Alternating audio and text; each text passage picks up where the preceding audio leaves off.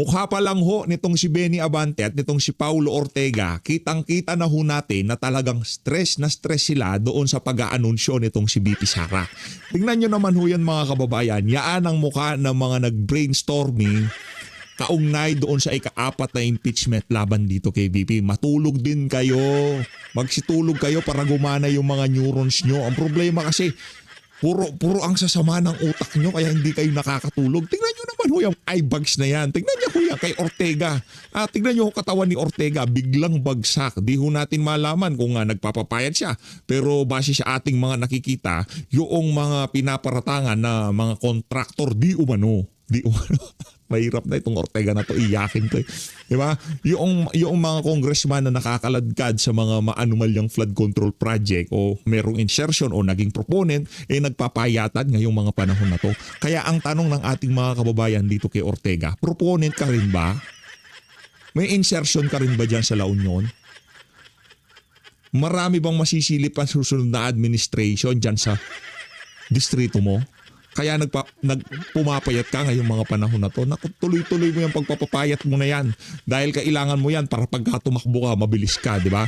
At dito rin ho sa video na to, papakinggan ho natin yung mga naging analyst. Anak na to ka. Nag-anunsyo lang yung si BP Sara natatakbo ng pagka-presidente sa 2028. Nagpanic sila, high blood yung iba, naging analyst naman. Itong si Toby Chango, palakpakan ho natin. Gusto ko ha, Toby. Listen, Gusto ko pagka tumakbo si Leni Robredo at kaalyado niya ang administrasyon. Ito ang gusto ko. Ikaw ang maging campaign manager. Palakpakan ho natin si Toby Chanco. Gusto ko. Ito pa request ko sa iyo, Toby Chanco ha. Arkilahin nyo si Andrew E. at bayaran nyo ng 68 million pesos. Ang tanong, may pambabayad pa kayo. Punta kayo doon sa Diamond Hotel. Baka merong nakagarahing armored van. Baka may laman pa yun, di pa napipick up ni Trigib Olivar at itong si Adrian Dasay. Mahirap na, di ba? Pero bago wala nangyari, siya like at subscribe. Masaya na ho tayo dyan at sa mga gusto sumali sa ating community. Yung join button, nandyan lang ho sa baba. Ayun na nga, nakatanggap ho ng sandamukal na kritisismo itong si Paulo Ortega sa mga larawang naglabasan ngayong mga panahon na to. Sinasabi ng ating mga kababayan kung anong siba niya, kung anong taba niya noong nag-19 Congress, nung ang aangas nila dyan sa Tuadcom na yan, dyan sa presscon na yan. Siya naman hong payat niya ngayong mga panahon na to. Ortega, anak ng toka, galingan mo. Yung yabang at angas mo nung 19 Congress, ilabas mo ngayon. Di ba binabanatan mo si BP Sara? May kalalagyan ka sa pagka naging presidente na siya. Balita ko, marami daw flood control dyan sa distrito mo. At balita ko rin, di umano karamihan sa mga yan, di umano may problema. Kaya mag-uusap tayo pagka presidente na si BP Sara. Pasamantala, mag-focus ka muna sa pagtulong mo sa amin para ikampanya si BP Sara. Ituloy nyo lang yung linalabi ngayon ng mga taga Makabayad Black na ituloy yung Tuadcom hearing. Ituloy nyo yan. Por Diyos por Santo. Por favor. Pakiusap. Diba? Ituloy nyo ang Tuadcom hearing. Sa gayong paraan, ngayon pa lang mapangangampanya na namin itong si BP Sara, okay? Umpisa natin ang ating talakayan dito kay Toby Chanco. Ito yung magiging campaign manager nitong si Leni Robredo, okay? Okay, Congressman, we're talking to you about the... I feel it's a little early, pero here we are talking about the presidential elections. Mga bagay-bagay sa Congress with the Sara Duterte announcement. What do you think of that announcement? And remember that in her message, she said she was asking for... Itong si ate girl, uma-accent. Idol ko talaga yung reporter na yun. Forgiveness for helping elect Marcos. So what did you think of that, and how should the administration respond to that? First of all, sa akin naman, kahit hindi siya nag-announce, I always thought, iniisip ko lagi, natatakbo siya kasi 'di ba? In the recent past naman, isang vice president lang ang hindi tumakbo ng presidente. Si Kabayan. Si Vice President Noli de Castro, lahat naman ng vice president from ERAP, Jojo Binay, and to VP Leni Robredo, tumakbo ng presidente, no? So, iniisip ko, all this while, tatakbo siya, lalong-lalo na mataas yung ratings niya, no? Ngayon, kung tatanungin bakit siya nag-announce noong Wednesday, hindi ko alam, no? I cannot guess kung bakit niya napili yung araw ng Miyerkules na mag-announce nung kanyang kandidatura. Well, sir, It coincided actually no ano eh. We were expecting on that day na may announcement tungkol dun sa impeachment case niya. Eh hindi dumating kaya ang timing Hindi, kasi yung ano yung 10th day, kung di ako nagkakamali, is sa Monday pa, sa 23. Sa 23 pa. It was not last Wednesday. Kakainintay niyo yata yung fourth complaint, no? May fourth complaint eh. Hindi, Kabilang ang tingin ko, yung fourth complaint was a reaction to her announcement. Kasi yung fourth complaint, hindi, unang announcement niya, di ba? No, nauna yung announcement. Early in the day.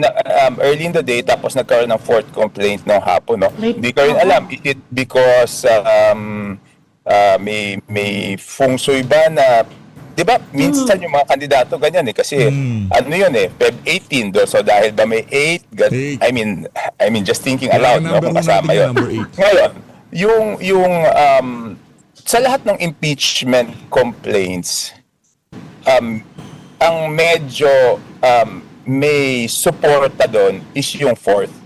Kasi, okay. hindi, kasi aminin natin, yung first 3 filed yun ng mga members ng minority, di ba? Yeah. So, even pumirma lahat doon ng membro ng minority, hindi naman makakakuha ng 106 yun. On the other hand, ito yung napakahalaga. Yung fourth complaint was endorsed by 2 congressmen, both senior party leaders. One, a senior party leader of Lakas. And Lakas has more than 100 members. And the president of Lakas is former Speaker Martin Romualdez. Yeah. So, hindi ako makapaniwala na gagawin nila yon nang hindi mo na nagkukonsulta o baka sinabihan silang mag-file, di ba? Yung pangalawa na nag-file is a senior member of NUP. 40 members yon or more or less. So doon sa dalawang yun, lagpas 1/3 ka na kung makumbinsi nila yung mga partido nila na suportahan, no? Oo. Pero on the other hand, sabi nila, yung declaration ni Vice President Duterte confirming actually what we have all expected anyway, pero may impact daw yun sa mga congressmen eh, kahit pro-administration na sinabi nga sa amin ni Harry Roque, siyempre makikita niya yan, sino ba yung who's for or against me come 2028, pag naging presidente ko, iisipin nila yon. Meron ganong thinking doon? You think that's a valid observation dito sa 30th Congress? I would beg to disagree, no? Because even without the announcement, kung sasabihin natin consideration yon na titignan ni VP Sara kung sino yung kalaban niya at sino yung hindi niya kalaban. Assuming hindi siya nag-announce. 'Di ba kung yan ang consideration mo bilang congressman, ang gagawin mo, you will decide based on the assumption that she will run. 'Di ba? So walang pinagkaiba. It will be foolish for you. Kalokohan naman na kung yan ang iniisip mo na titignan ni VP Sara yan kung sino kalaban, sino hindi, at hindi siya nag-announce, alangan naman ang assumption mo hindi siya tatakbo na ganun kataas yung rating niya. So sa tingin ko doon sa bagay na yun, walang difference kasi kahit hindi siya nag-announce, kung yan ang consideration mo, mas safe ka kung iisipin mo natatakbo siya, di ba? So walang pinagkaiba doon. Naging analyst silang lahat, pambihira. Palakpakan ho na. yung iba nagpanik. Yung iba nagkautal-utal. Yung iba na high blood. Ito naman kay Toby Chango, iba trip niya, nagpaka-analyze. Congressman Toby naman. Wanting to assume that she's gonna run, but some of the other insiders said to us, may implicit message yan na, okay, I'm the front runner, and come 2028, if I win, yun nga, as Ami was saying, na mag-ingat kayo, right? We will remember. It's Alam mo- one thing to alam mo- assume na she's gonna run, but another thing entirely for her to step up to the plate and say, oh, tatakbo ako as bilang presidente, and yun nga, parang it sends a signal daw to Congress, essentially, to be careful of their actions. Alam mo, kung veteranong politiko, kahit sabihin niya yan, kahit hindi niya sabihin yan, alam mo na yun yung mensahe, di ba? Alam mo yun eh. Hindi niya kailangan sabihin, so dahil sinabi niya, mas may weight. Hindi ko alam, magagaling naman yung mga congressman kumapa ng politika, di ba?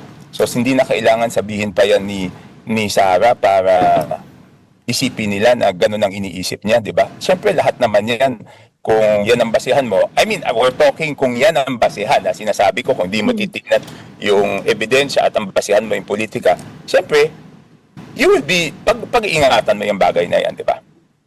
So what do you make of the timing of the announcement of VP Sara? I mean, yun nga, everybody expected it to happen sooner or later, but nobody expected it to be that soon. Ay, hindi ko alam. Wala akong, I mean, kung maghuhula ako, di parang, wala akong basis eh. Wala akong basis okay. maghula eh kung bakit niya ginawa nun. Yun nga, kung baka nga sinasabi niyo, baka may mga advisor siya, mas mabuting maliwanag na, di ba? Para to put pressure doon sa mga kongs. Kung yan ang iniisip nyo, it could be. Pero ako, sinasabi ko lang, hindi ka kailangan warningan kung congressman ka na naiintindihan mo na yung consequences ng maaari mong gawin kahit hindi niya sinabing tatakbo siya. Okay. Naiintindihan mo na napakalaki ng tsansa niya. So, hindi niya kailangan sabihin yon para maintindihan mo, di ba? Para medyo mahina ka naman pag hindi mo pa naintindihan yon at gusto mo pang sabihin niya. Yun lang ibig ko sabihin. So, what is the administration's best course of action now? I mean, you've Ay, run hindi the ko alam. Alliance's campaign. So, Hindi ko alam kung ano yung best course of action ng administrasyon. Wala you ran the administration. Ito naman talagang si Congressman Toby Chanco. Ano pa't naging campaign manager ka ng alyansa ng mga magnanakaw noong 2025, di ba? Bilang isang mahusay na campaign manager, ikaw ngayon dapat nasa posisyon ka para sabihan mo kami, kwentuhan mo kami kung ano magiging plano nyo. Pero wala sa Sara Duterte sa equation ng mga magnanakaw, okay? Walang ganun. Okay? Walang unit team. Makipag-unit team kayo doon sa mga lutang. Ayaw namin yung mga siraulo. Ayaw namin kakampi yung mga magnanakaw, okay? Hindi, ano yan? Kakampi natin niya si Toby Chanco, di ba? Siya ang tumitira kay Martin Romualdez. Pagka tinira niya si Martin Romualdez, si Saldico, pagka tinira itong dalawa na to, aakyat tayo sa Malacanang. Congressman Toby, banatan mo na sila, ha? Ay, sorry. Nakalimutan ko. Okay na pala budget mo dyan sa, dyan sa nga kasi lugar mo, nabotas ba? Nabotas? Oh, okay. Okay na budget niya, kaya timing na siya sa flood control issue. Palakpakan natin. Kasi independent naman ako eh. Di ba ang advantage ko dyan is ako, walang party stand sa akin, walang party decision. Kasi independente ako, mag-isa ako. So pwede kong bumoto based purely on evidence which I have done naman in previous impeachments. Di ba? So, hindi ako kailangan ma-pressure for political reasons. Same as what I've done in the Merceditas Gutierrez impeachment, in the CJ Corona impeachment when I went, hindi ako sumama, kumontra ako sa aking mga kasamahan, ako lang yung nag-testigo para kay CJ Corona. So, kaya kong gawin yun. But in terms of the election, sir, if President Marcos calls you up and asks your opinion on what they should do, anong i-advise nyo? You've run his campaign before. Anymore regarding the elections. Because of what happened in 2025? Tingin ko lang naman. Pero kung tatanungin ka, Nagulat ka kasi din siyempre eh. yun ang speculation ngayon. Oo eh, nga na eh. Actually, marami na nag-a-apply na vice president niya. Ang prinsipyo ko lagi dyan, alam mo, ang prinsipyo ko lagi dyan is performance is the best politics. Yan lang. Yan. Yan ang prinsipyo ko sa politika. Performance is the best politics. Tama. Pero sino magiging kandidato? Kaya yung politics nito si Marcos Jr. Napakapangit. Kasi nakabase tayo sa performance. Kumusta naman yung politics ni Marcos Jr., Congressman Toby Chango? Approve ba sa'yo ang politics niya? May mababackupan pa kaya si President Marcos? People are wondering what's going to happen to his family after 2028 eh. Lalo na kung anong pag nanalo ang isang Duterte. Ay, nako. So they're speculating he will Abby, be I don't think I'm coalescing the with someone No, he will be coalescing with someone winnable who might stand a chance against Sara Duterte. Yun ang spekulasyon nga. Kaya tatanungin ka namin dahil medyo tingin namin sa'yo. Napaka komplikado ng sitwasyon ng mga siraulong Marcos na to ngayong mga panahon na to. Isipin nyo na lang ho mga kababayan, pagka ikaw dumikit ka sa mga siraulo na to, ang impression magnanakaw ka din. Correct? Halimbawa si Leni Robredo, kahit na nasa hiatus siya ng mga ilang taon, nasa naglilo siya, pagka dumikit siya kay Marcos Jr., ang tingin ng ating mga kababayan sa kanya, kahit hindi siya kasama sa administrasyon, tinotolerate niya ang pagnanakaw ni Bangag. Anong gagawin niya? Anong gagawin ni Leni Robredo? Magdidebate silang dalawa ni VP Sara. Paano mo pananagutin ang mga may sala sa mga maanomalyang flood control project? Paano ko papanagutin yung administrasyon, inendorso ako? Siraulo ba kayo? Si VP Sara, pagka siya nanalo, ito sasabihin ko sa inyo, uuwi si Zaldico, ipapakulong natin siya at yung mga mastermind sigurado kalaboso. Yun ang sasabihin ni VP Sara at sigurado papalakpakan na sambayan ng Pilipino. Your circle. Hindi. Kaya pwede niyang backupan. Hindi na ako nagsabi ng Kong, ha? Si Ami. I mean, unang-una, hindi naman ako inner circle. And pangalawa, I think I'm getting farther and farther from the inner circle. So, Outside the mosquito net ka na. so, yun. So, hindi ako tamang resource person para sagutin yung bagay na yan. Okay, well maybe you don't have to name names, pero sa tingin niyo sir, may does the administration have someone to field at this point or maghahanap pa sila? Okay.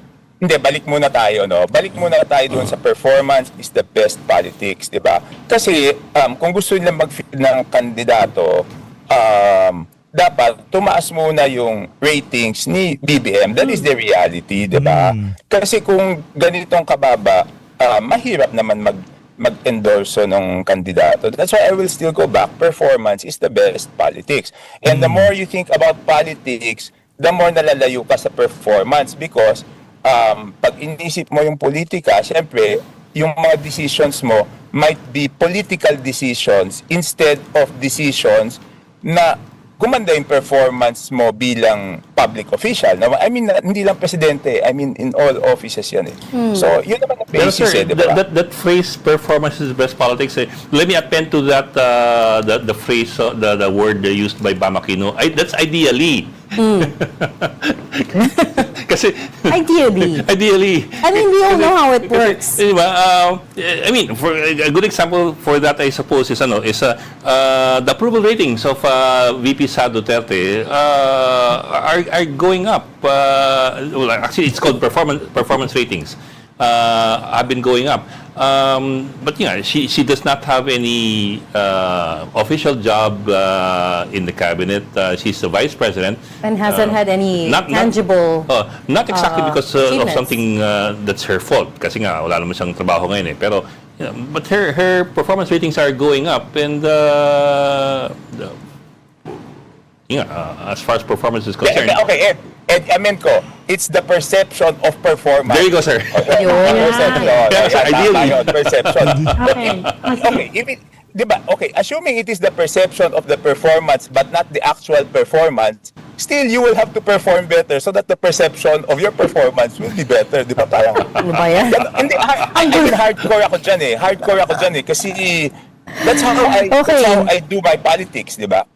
Parang para sa akin, yun yung politika ko eh. So talagang hardcore ako dyan. Kaya minsan talaga sa traditional politician, hindi kami magkakasundo. Kasi hindi ako naniniwala ng politika eh. I mean, para sa akin, politika, yung performance is the best politics. Sir, kami na ako, sir. Still talking about impeachment.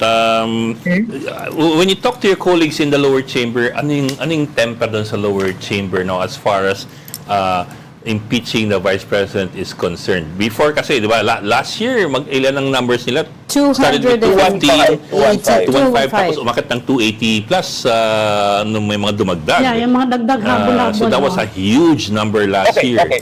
Ganito ha. Kasi yung nangyaring announcement niya Wednesday, no? So, wala Yes, sir. naman ako masyadong nakausap ng Wednesday. But even before Wednesday, medyo hesitant na. Kasi yung last time naman, nagkagulatan yun di ba? Nagkagulatan. So, hindi nagkaroon ng enough time to think about it. Hindi nga nabasa ng lahat yun. So, nagkagulatan. Ngayon, syempre, napag-isipan nila yung ginawa nila noon. Yun nangyari. Medyo ang word nila is napasubo sila noon at ayaw na nilang mapasubo. Because, di ba, at that time, though ako, nung yung mga nagtanong sa akin, sinabi ko sa kanilang, hindi itatakil yan hanggang June 2, yung iba na paniwala na itatakil. So, bumoto sila. Tapos ano nangyari? Wala naman nangyari ni hindi nagsimula yung hearing. Ngayon, of course, sinasabi ni Senator SP Tito Soto na he will start with it as soon as ma-receive Forthwith. nila, o forthwith yung ginamit niyang term. Ang tanong naman nila is, baka naman isusubo nila tayo tapos maa-acquit sa Senado, paano naman sila? That's why, yan yung basis ko na magsabi na they have factored it in already kahit wala pang announcement si VP Sara. Yan ang basis ko na magsabi na iniisip na nila na kandidato si VP Sara at yung mga nag-iisip na babalikan sila, kasama na yun sa pag-iisip nila. Di ba? It's just like, I will give you an analogy. It's like the stock market, di ba? When people react to the stock market, sometimes they react, so they factor it into their decision of investment even if hindi pa nag-a-announce yung kumpanya ng profits o ng losses. Ganon din dito. So, finactor in yun nila yan. Kasi yun ang sinasabi nila, sige, susubo na naman nila kami. Paano kung hindi makuha yung numero sa Senado? Anong They're left assurance holding the namin bag, na eh. makukuha? So, kaya yun yung basis ko na magsabi na hindi na kailangan pa mag-announce ni VP Sara na siya itatakbo. Yan kasama na doon sa political consideration ng mga congressman. Sir, mga ilan more or less yung sinasabing napasubo? Sabi nga, malakas yung fourth complaint. That's two of the Hindi ko biggest sinasabing malakas, parties. Ami. Sinasabi ko lang, yun yung may suporta. Hindi ko pa nababasa yung complaint. Sinasabi ko lang, yun yung maaring may Hindi, support. yan talagang si Ami, masyadong assuming. Naglalagay na salita sa bunganga ng mga ini-interview niya. Habi ni Ami. Kasi sila ay miyembro ng partido na pag pinagsama mo yung partido, Yes. is, makaka 106 sila, number one. Yeah, 106. Number two, syempre, aminin man natin o hindi, talagang si former Speaker Martin Romualdez, gustong-gusto niya na impeach si VP Sara, di ba? Ganon din yung argument ko. Kailangan pa bang marinig ni former Speaker Martin Romualdez kay VP Sara na siya itatakbo bago siya mag-isip ng plano niya, o sa lahat ng plano niya, ina-assume niya na tatakbo si VP Sara? Di ba ganon din naman yung mga congressman?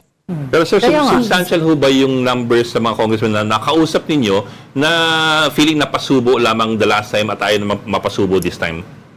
Yes. Actually, wala pa akong nakakausap na congressman na nagsabi, teka, may nakausap na ba ako na sinabi gusto nilang matuloy? So parang mas marami yata Parang- nagsabi sa yung ayaw. Ganun ba? Mas marami talaga ayaw. Pero again, kasi di ba? Ako. What is the carrot and stick, Yeah, di ba? yeah. I mean, doon naman pupunta yun sa huli. Kahit naman ayaw nila, minsan napipilitan sila because of the carrot and the stick, di ba? Anong parusa, anong pabuya.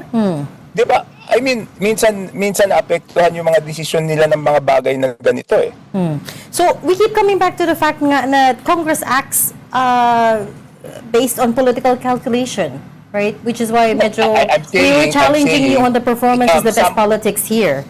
I'm saying, Regina, kasi tinanong nyo sa akin, it is based on the context of your question na kung may epekto yung pag-announce ni Sarah. Pag-announce. Pero syempre, meron talagang mga hardcore. They're willing to take the consequences. Wala kaming pakialam kung ano man, kahit hindi kami bigyan ng pondo, nakahanda kami. Wala meron na. akong meron akong alam na mga ganon. Kahit maputulan sila ng pondo, wala silang basta didiretso nila. Pero konti lang 'yun konti. Karamihan talaga is sinasabi nila is napasubo sila.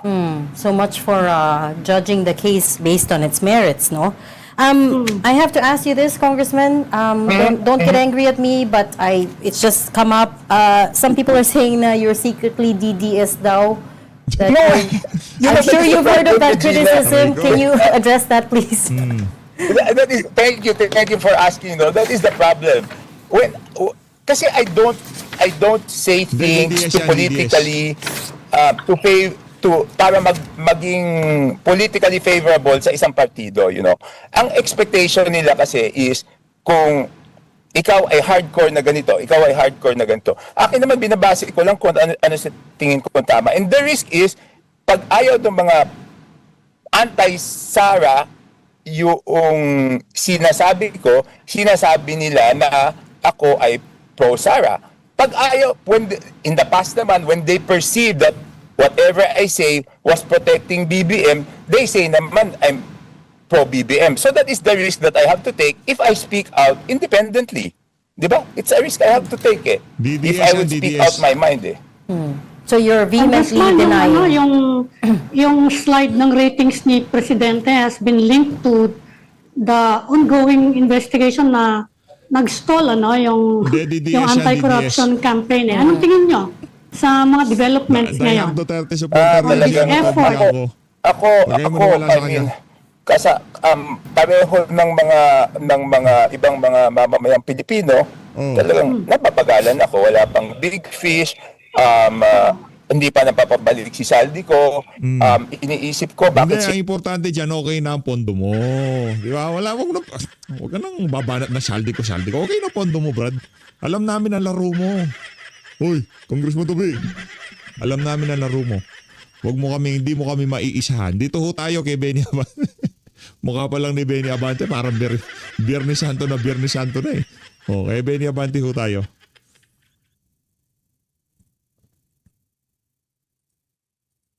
Smooth as she faces multiple impeachment complaints.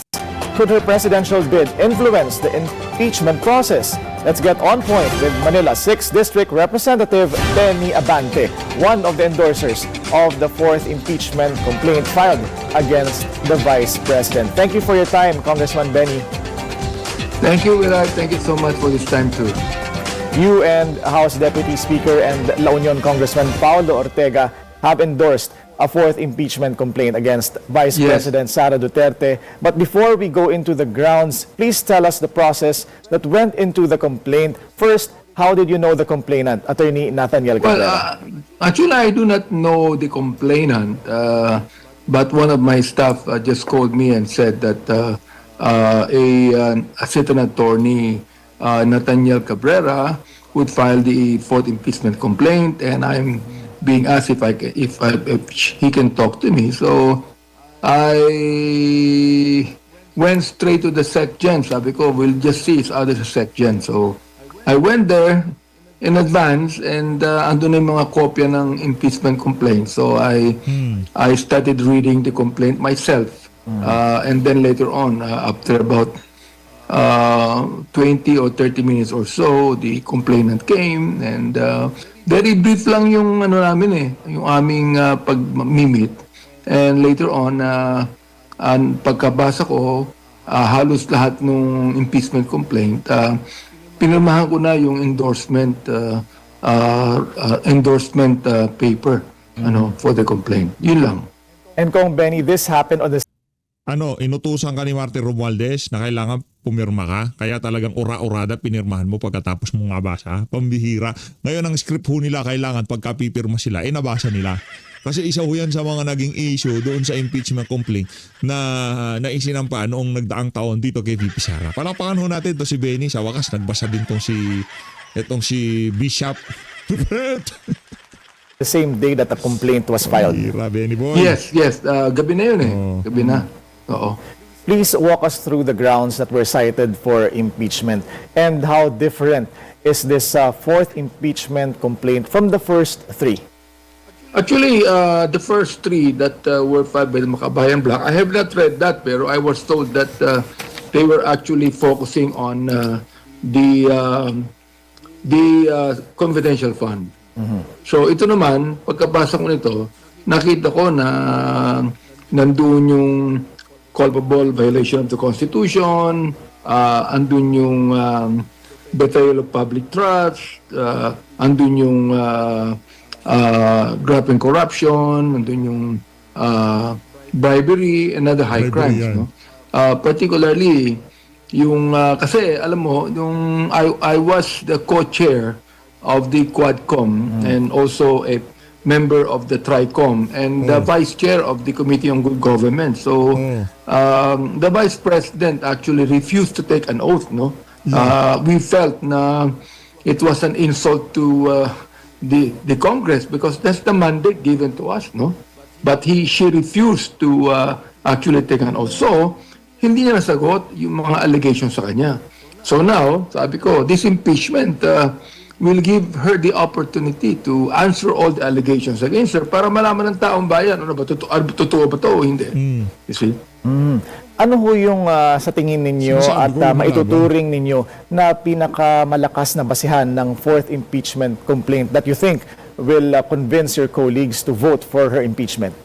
Actually, malakas lahat because, for example, like in the culpable violation of the Constitution, Yan. pinag-uusapan din dun yung accountability for public funds, no? Like, yan. let us remember that the Vice President Tingnan mo na, Benny Abante, pati itong aking ginagamit na face detection na software, hindi ma-detect na mukha yung pagmumukha mo na yan.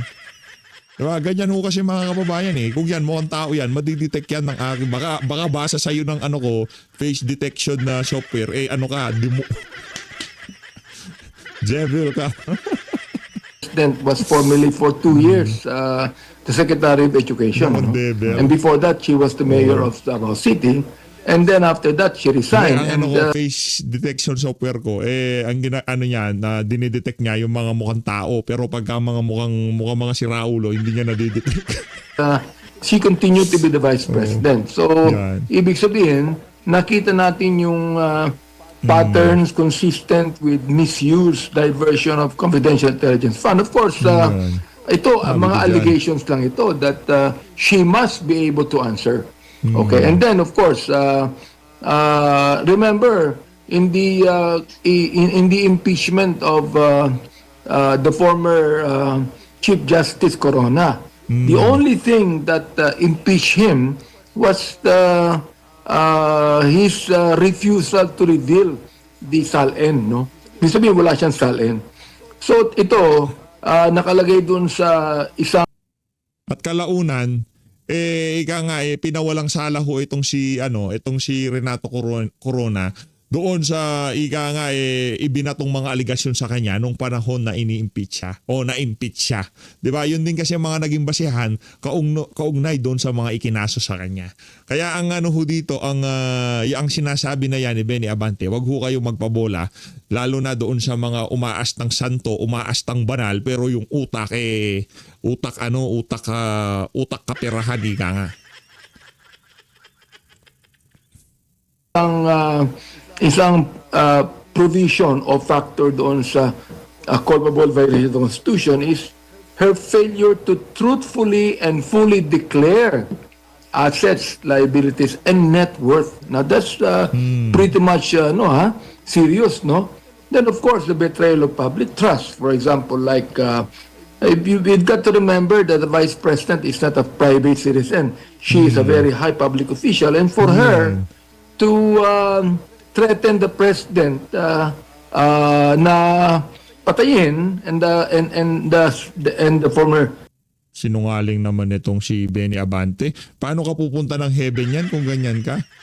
Hindi niya pinagbantaan na sinabi niya pag may nangyari sa akin, meron akong kilalang gugurgur sa inyo. Kasi wala naman ibang magpapagurgur sa akin kung di ba? Yung mga pangalan na nabanggit nitong si VP Sara. Di ba? Yun lang ang sinabi niya pero wala siyang direct. Kung meron siyang direktang pagbabanta, nakakulong na ho yan si VP. Di ba?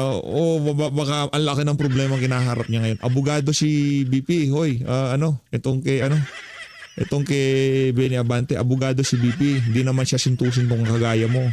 And that First Lady and the former Speaker of the House Wow. would be Yung boss ko, sabihin mo ka naman inconsistent with the dignity and duties of a Vice President. And of course, bilang very influential person, and that is very destructive as far as public confidence is concerned in a constitutional government.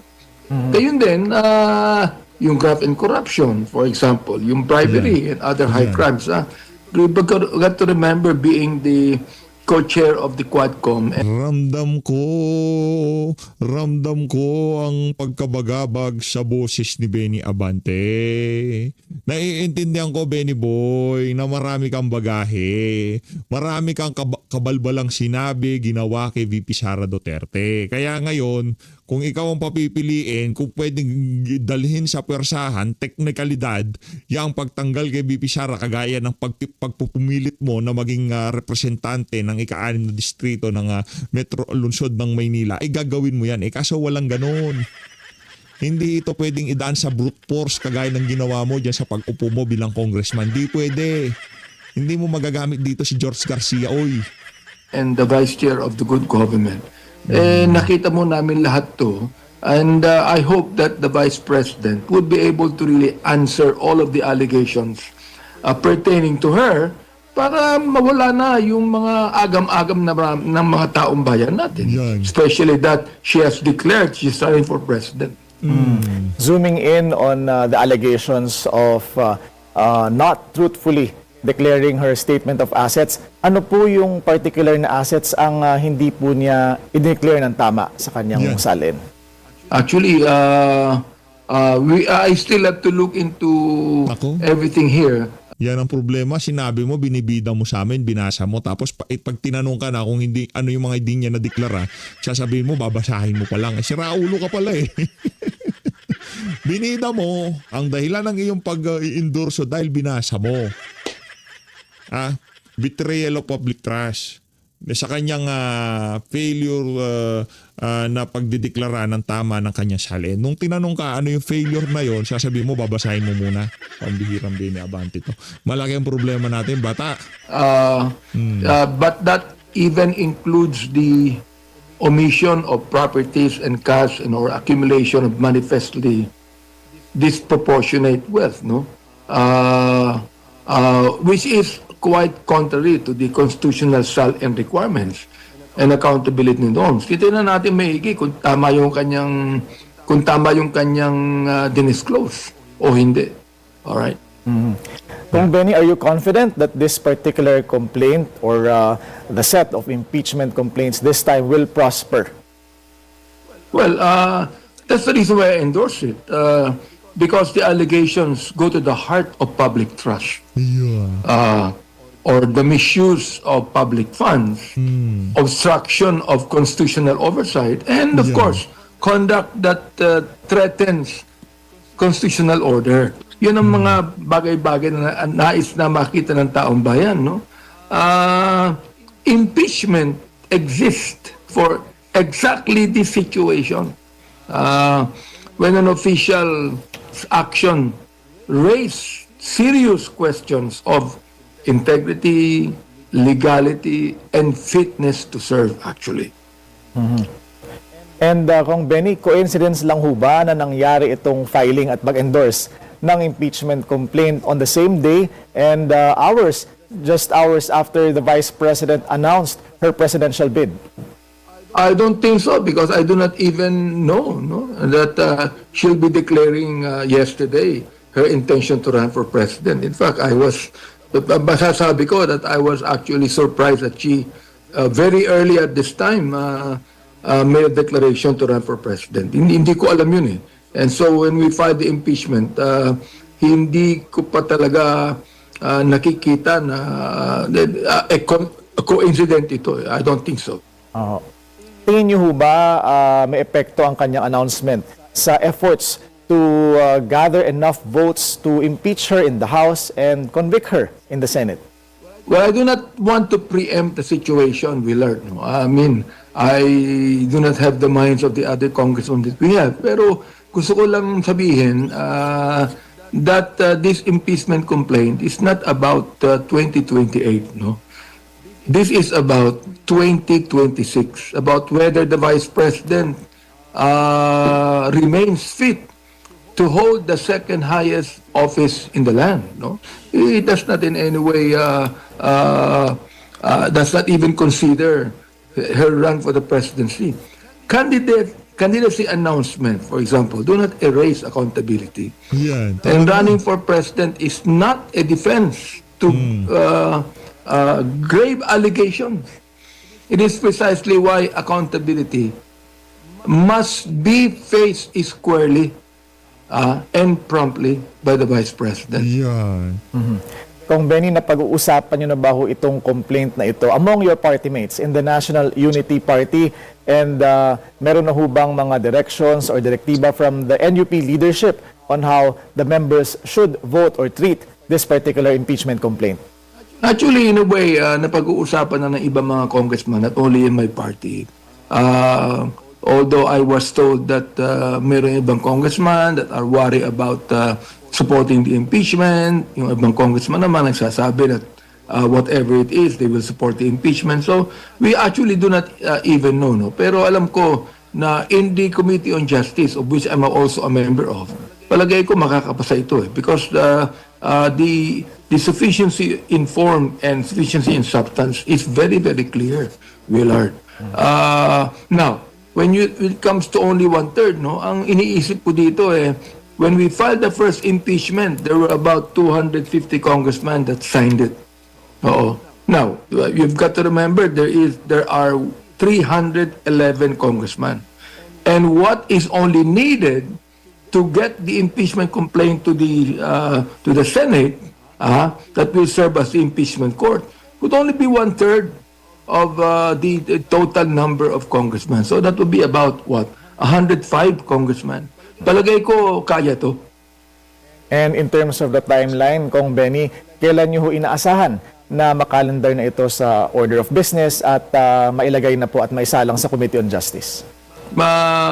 Sabi ng chairwoman namin ng Committee on Justice that there are I think 10 session days still. So therefore there is enough time to be able to tackle the impeachment complaint in the committee.